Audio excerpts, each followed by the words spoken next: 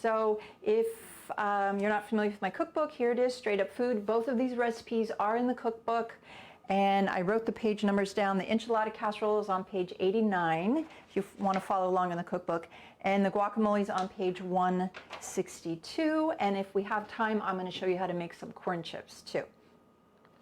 I know a lot of you have the cookbook already, so thank you so much. Do I have a good picture of what I'm making today? Let's see, 89. Let's see, I think I do have a good picture of the enchilada casserole. There it is. There's the enchilada casserole. And the book, if you're not familiar, it lays flat. It has a spiral binding, has lots of pictures. It's really easy to follow and really friendly and approachable. You can get this on Amazon. You can get it on my website if you don't shop on Amazon. And it's in digital format as well. So I'm going to start with the enchilada casserole. And I have my stove back there, but I don't want to have my back to you. So I have my portable stove top here that I'm going to be using. And you'll be able to see right into the pot here, which is nice. And I'm going to go ahead and just preheat this. And I'm using my 5.5 quart Le Creuset pot, and I'm going to put a little bit of water in the bottom. I don't use oil in my cooking because it's not health promoting, and so I just use a little bit of water, or if you have veg stock or something you want to put in the bottom, you can do that too, and that just lets me know that it's when it sputters and it starts boiling, that it's nice and hot, and I can continue with the recipe. So this is a casserole. I'm going to put it into a 9 by 13 baking dish like this. And it is going to be baked, but before we bake it, the baking just kind of, for 15 minutes, just kind of helps solidify everything. But before that, we have to saute our veggies. If we were just to put our veggies in, mix them up and put them in the oven without sauteing them, they would still be hard. So two very different things, baking and sauteing. So the first thing we're going to put in the pan is, let me get my wooden spoon here, is 1 yellow onion and 1 red bell pepper.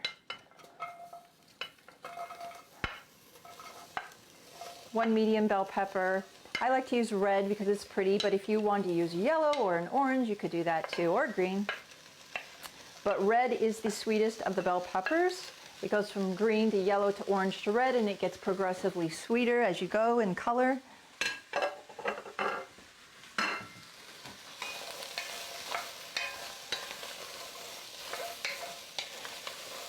All right, now you can see right in the bottom there's no water. Now if you were to continue sauteing like this, that would be fine. You just got to keep an eye on it and keep it moving with your wooden spoon. This is called dry sauteing. And this is on kind of a medium-high heat. Now if you wanted to add a little bit of water, just because the dry saute makes you nervous, go ahead and add a little bit.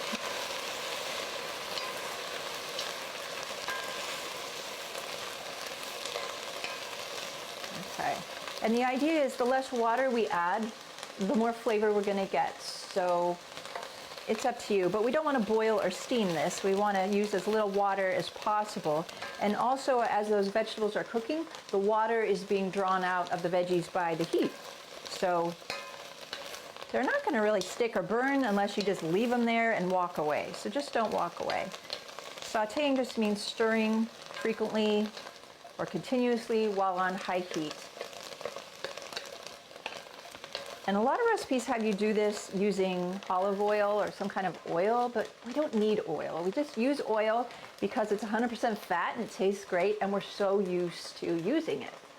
I grew up with my family using oil to do sauteing, and you know, when you're used to something, you just don't really stop to think, why am I doing this?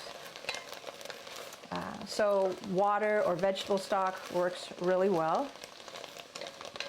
And the goal is just to get the onions nice and soft and translucent.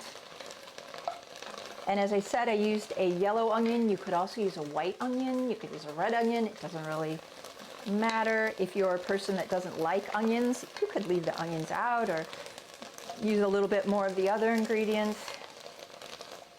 if you followed me, you know I love versatility. I love options. I've been teaching cooking classes for over 10 years, so I've gotten a lot of questions, and I found that there's always a way. There's always a way to make it work for you. If you don't like one ingredient or two ingredients in a recipe, don't discard that recipe. Make it work for you. Yeah. All right.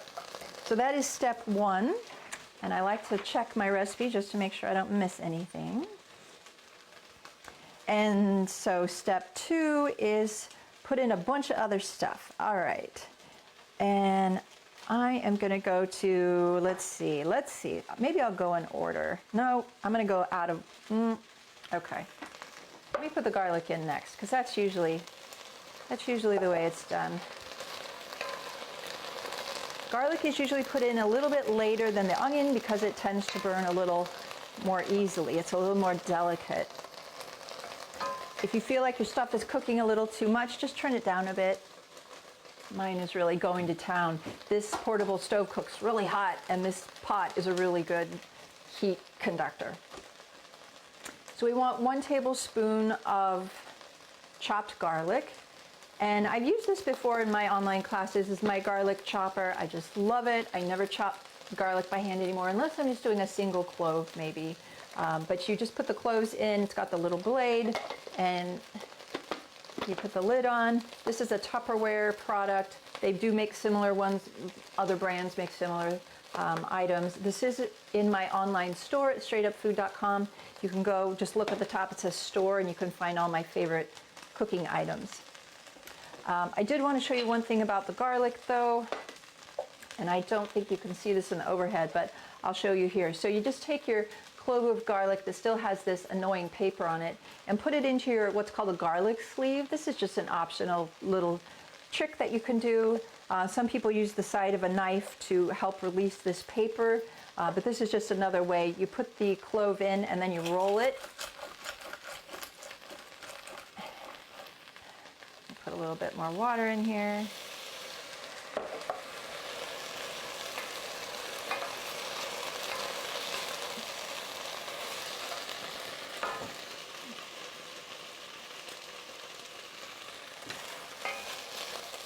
This is really cooking fast. And you can see those onions are browning just a little bit. That's okay. A little browning is fine. Okay. All right, so we're rolling our garlic. When we take it out, the paper will be completely off or much easier to remove. So I'm going to add this one in. I'm going to use some fresh garlic with my guacamole too, so I'm going to do enough for both of these recipes. Lock it on and then just pull this, and the more you pull it, the finer the garlic is chopped.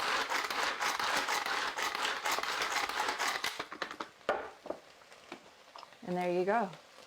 So easy. I love it.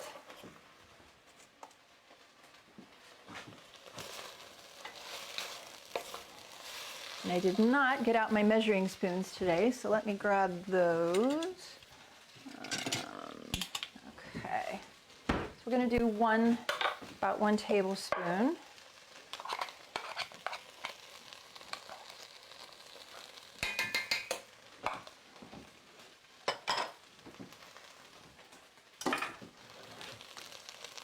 And then we're going to add our spices, our dried spices. Here is 2 teaspoons of chili powder.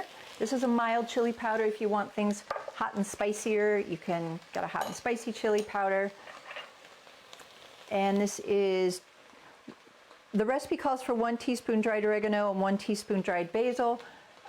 I just usually use my Italian herbs, which is a blend of thyme, oregano, basil. So just some kind of green herbs would work. And I put the herbs in at this point because when you kind of hit the dried herbs with that heat, it kind of brings out more of the flavor. Whoop, whoop. Okay. Right, this is 1 can, 14 and a half ounce can of salt-free diced tomatoes. And no salt added, that's what that says. So just a can or a jar, or if you want to throw in some tomatoes, fresh tomatoes, that would probably work too. But salt-free diced tomatoes just have tomatoes in there. But one of the secrets about this recipe is the tortillas, the corn tortillas. And we are gonna, that's what thickens a casserole. So what normally thickens a casserole? Kind of a mixture of cream and butter and flour and cornstarch, cheese, stuff like this, oil. But I'm not gonna use any of those. I'm gonna use some tortillas instead. And I'll tell you why here, but let me go ahead and just cut these. These are going to soften right in our pot here. So you want to use about 3 or 4 6-inch tortillas and just cut across like 1/2 inch, 3/4 inch, and then kind of turn it all and then cut the other direction so you have little tiny squares. This is called a bench scraper or pastry scraper, which is a great use for this. Just pick them up, throw them in there. And there's a long piece there that I missed. Okay. So the idea behind the tortillas is they're going to soften and they are going to give the stick-to-itiveness to this casserole. Now, if you don't like corn tortillas for any reason, although I've never tried this, you could probably put cooked rice in here. And that would probably have the same idea. It would probably work similarly. But corn tortillas go with Mexican food, and this is a Mexican casserole, so I thought this would be a good idea. That's one of the things I love about my job and creating recipes is the challenge of taking recipes and making them over in such a way that I take out the things that aren't health promoting, like the cheese and the oil, and I leave in the things that are health promoting, like the tomatoes and the onions and stuff. And then I have that little gray area sometimes where I have to substitute, like, okay, I'm not using cheese to hold everything together. What can I use instead? And I came up with the tortilla idea, and it's really good. All right. And I'll talk a little bit more about the tortillas in a sec, but I want to go ahead and get these in. I'm also adding 1 zucchini, any kind. It can be yellow, it can be green. I cut it in kind of these small bite-sized pieces. You can cut yours any way you want. 1 cup of organic yellow corn. I used frozen organic corn. You can use corn off the cob. You can use canned corn. Just make sure it doesn't have salt and sugar added to it. And then 1 15-ounce can of black beans that have been drained and rinsed. And for this recipe specifically, we do want to drain them and rinse them. We don't want all that extra liquid in there. If you didn't have black beans, you could use pinto beans.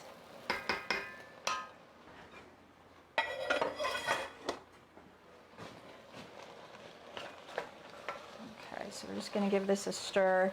And those corn tortillas can stick to the bottom, so you want to make sure that you check in with this every so often here to make sure they're not sticking too much to the bottom.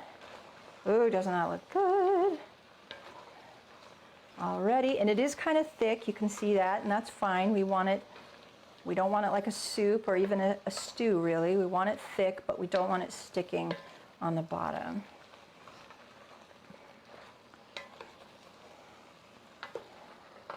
I'm going to just add a tiny bit of water there. Okay. Boy, does that look good. This gets hot, so I'm avoiding touching that. Okay.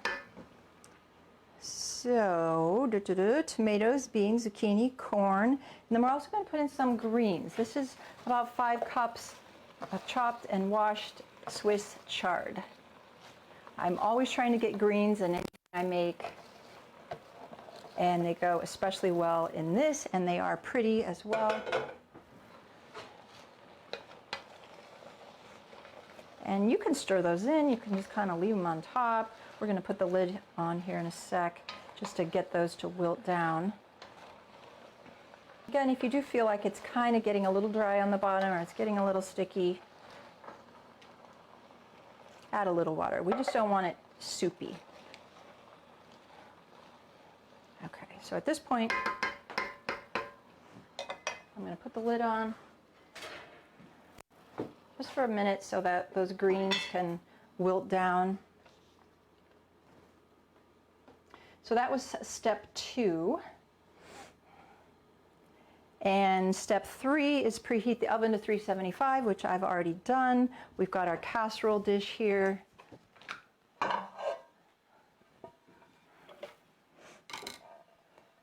That I will just set here because I need to use my cutting board.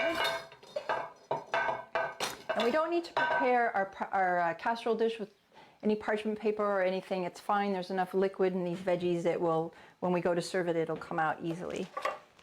Okay, so what I was going to say about the tortillas here is you want to look for corn tortillas that have a very short ingredient list. I don't know if you can see that, but this is a pretty short one.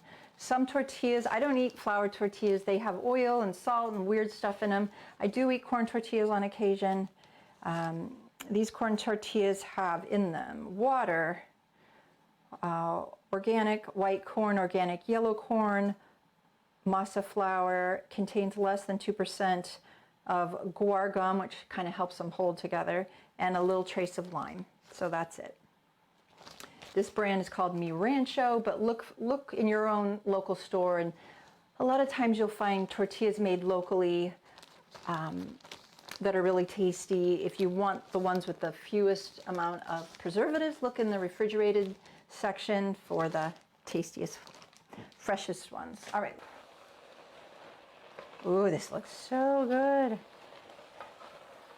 Okay.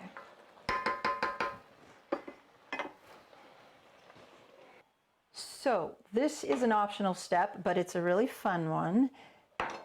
And we'll put it all together here in a sec. So we're going to put some little corn chips on top of our casserole. You can cut, and this is, what do I say, 2 6-inch corn tortillas here. So we need to cut these. You can cut them like a pizza and get 8 little chips. You can cut them lengthwise and make some like rectangular chips. I'm going to go ahead and just do the pizza style cuts. So cut into quarters, then cut each one of those in half again. And I'm just going to set those aside for now. So you can just eat this like this. You can leave the corn tortillas out and actually use the mixture to put inside like steamed corn tortillas and just eat that like tacos. But this is the last step I'm going to do for this. We're going to make a little sauce here, and I think it's 1 cup. Yeah. So take 1 cup of the cooked stuff, everything here. Put it into your blender, and we're just going to blend it up. And if it's too thick, we'll add a little bit of water. But let's see how it does here.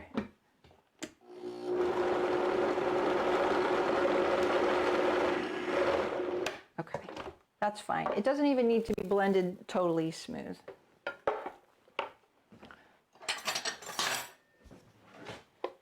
So this is going to help hold together the casserole as well. Okay.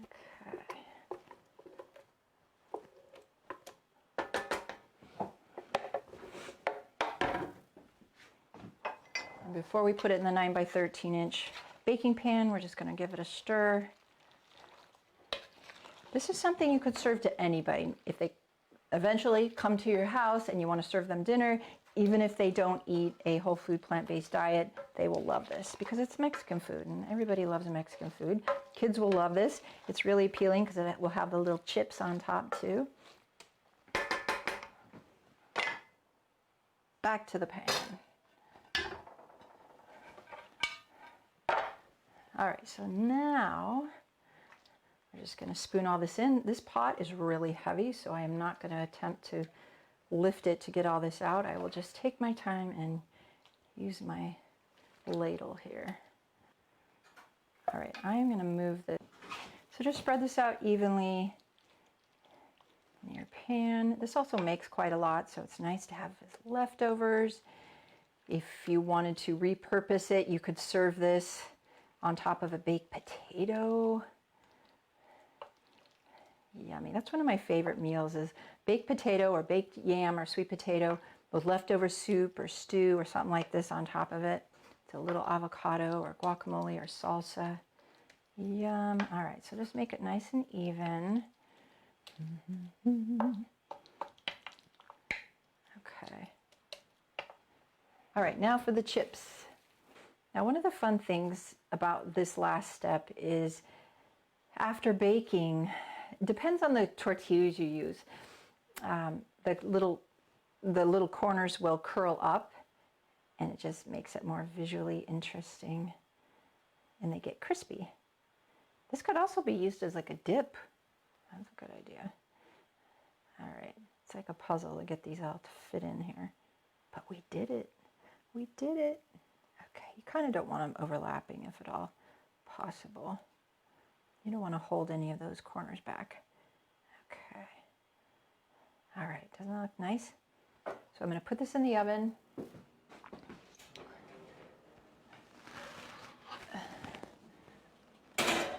So this is on page 162 of the cookbook if you want to follow along.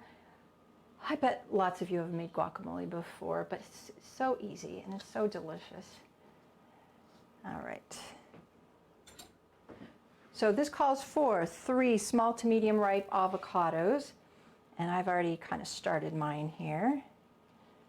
And I have cut them in the skin, kind of in big chunks, and removed that little end piece that can sometimes end up in your guacamole. So remove that first. I don't know what you call that. Does anybody know what you call that? That little end root piece. So just use a soup spoon to get out those pieces. These avocados are really kind of perfect. They're just the right amount of ripeness. Sometimes with those, I wonder if when I cut them open, if they're going to be all brown. If there's a little brownness, I will leave it in. But if there's a lot, I won't. Okay. This one is in pieces because part of it was really hard. Have you ever gotten one of those avocados? It's just really soft on one end and really hard on the other. This one is actually a little hard. And we don't want those super hard ones in here because then they won't mash. And I left one uncut just in case someone wanted to see how I did that. Some people will put their knife right in the middle of the pit and then twist it to get the pit out. I generally don't do that because it's just, I don't like that. I don't like going like that. It just makes me nervous. So I'll usually just pick it out with the tip of my knife. All right, so just go across. Always lay this on your cutting board instead of your hand, because if you are using a sharp knife, which is good practice in the kitchen, you don't want to cut your hand.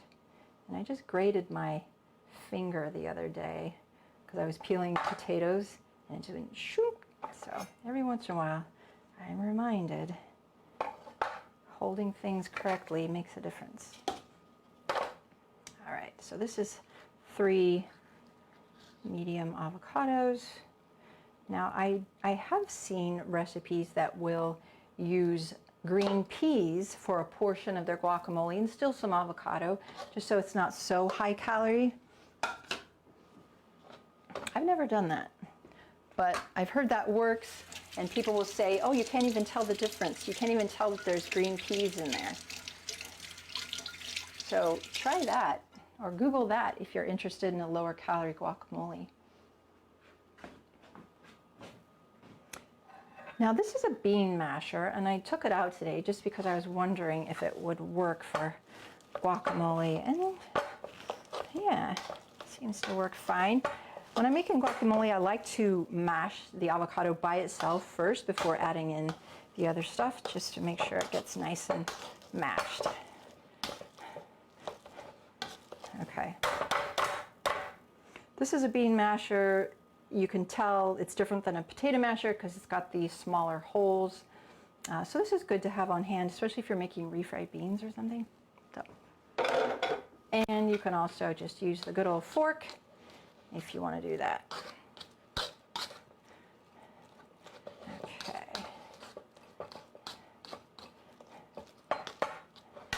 So that is step one. Then we're going to add about a half cup of finely chopped onion. I'm using yellow onion. You can use white, you can use red. If you don't have any of those, you could probably even use like a green onion. About a half cup of chopped cilantro. If you don't like cilantro, you can put in basil or parsley or leave it out entirely. Basil is really good in guacamole if you've never tried it. We're going to put in 3 tablespoons of lime juice. This, by the way, is my favorite knife. It's called well, it's one of my favorite knives. I have 2 favorite knives, these 2 here. This is a Mac knife, and both of these are on my website. This one's called a Dragon, and I do use both, even though they're very kind of similar, almost similar in length. This is kind of my everyday knife. I even use this to cut my apples in the morning, and my bananas for my oatmeal. This one I like to have on hand for butternut squash. Last week in my video, I made a butternut squash yellow split pea soup. So I use this for the butternut squash. For big onions, for cauliflower, cabbage, anything that I need the more length for, I will use this. So we're going for 3 tablespoons of lime juice. And you know what? I'm not going to measure. I'm just going to estimate. If you have one of these, of course, you would think you put it in this way, but really you put the flat side down. If you didn't have lime juice, you could use lemon juice as well. But lime juice is very typical in guacamole and Mexican food. That's probably about 2 tablespoons. Typical lemon is about 4 tablespoons of lemon juice, and lime is a little bit smaller, so I bet this is probably right on 3 tablespoons. All right, then we're going to add a little bit of fresh garlic. I'm going to come back to the garlic that I chopped earlier, and the recipe calls for 2 small to medium cloves, and you can adjust this based on your garlic love or non-love. I don't want this too crazy garlicky personally, so I'm just going to do about 1 clove's worth. Okay. And then last, we're going to put in just a half teaspoon of ground cumin. This is what I'm using today. If you want to grind your own cumin seeds, like toast them and grind them, that would be really extra flavorful. But I just buy this pre-ground. And cumin is very traditional for guacamole. But if you don't like cumin, leave it out. Use something else. Use some coriander if you want. Do it in a way that you will eat it. You know, I kind of see recipes as templates or guides. And I fully expect, and I learned this after I started creating recipes, that people are going to change the recipes. And at first, I was a little hurt by this, you know, many, many years ago. And then I realized that that's what people do. And that's what recipes can be. They can just be guides and templates, and you don't have to follow them exactly. You know, I don't want you putting stuff in here that isn't good for you, but within the whole food plant-based realm of ingredients, yeah, add what you want. Some people like to add tomatoes, chopped tomatoes to their guacamole. That would be fine. Again, if you like a jalapeno and spicy stuff, or a spicier pepper, add that in. Okay. All right, so we want to put our guacamole into a cute dish, because the cute dishes make a difference. All right, you know, I think a little tomato in here would look better. I don't know why I did that. Probably because we already have tomato in our casserole. But feel free to add some tomato or some chopped red bell pepper, whatever you want.